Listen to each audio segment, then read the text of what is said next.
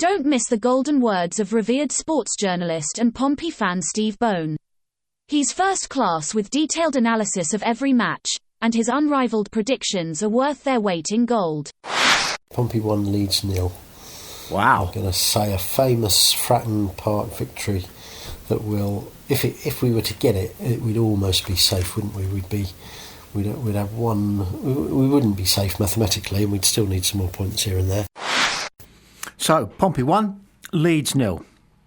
And one of the things about a famous victory, and we all feel fantastic tonight, is that you think you're going to remember it for the rest of your life, but when it's a quiz at the end of the year, you can't quite remember who scored. But at this moment in time, this lives across our brains the size of Ohio. Pompey 1, Leeds 0. Is there a feeling quite like it in life, in sport? First of all, we deserved it. We were the better team. That was a Premier League side we were playing, and if that's what the Premier League has to offer, bring on Liverpool. I'm serious. What a performance. They're going to be completely cream-crackered come Plymouth. But who cares? If we beat Plymouth, I think we're almost into the top half of the table. Who would have thought that? Who would have thought that going up from League One? Never mind who would have thought that, back in October, November, when we were propping the whole thing up. So, on to the game.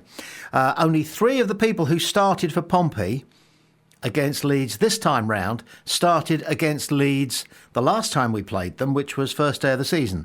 Those 3 being Marlon Pack, Ogilvie and Andre Dazelle. Interestingly enough, I think probably I wouldn't have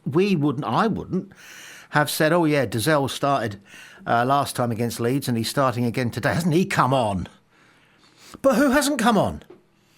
Who was man of the match? Who's your man of the match? Go on. I've got 2. And I think I'm right in having 2. One is Nicholas Schmidt.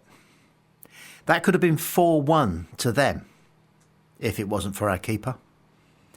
He pulled off a double save in the first half within 3/4 of a second of each other, and both of them Leeds should have converted.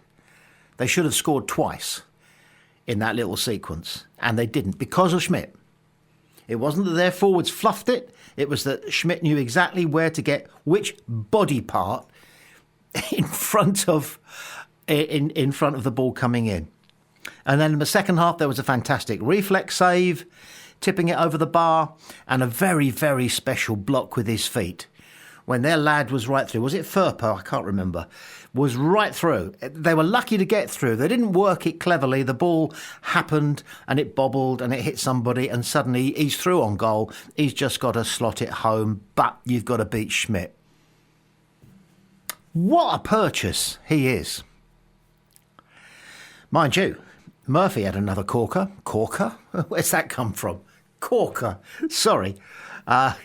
It's back to the 1950s with Tommy Boyd talking about Leeds 0, the Pompey 1 corker. No, Murphy was fantastic, wasn't he?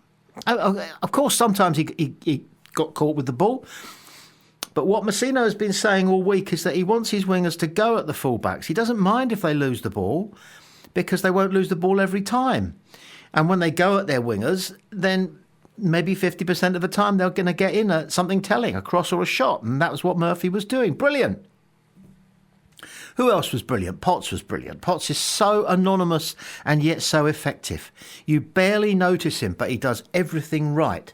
He does everything quietly and well.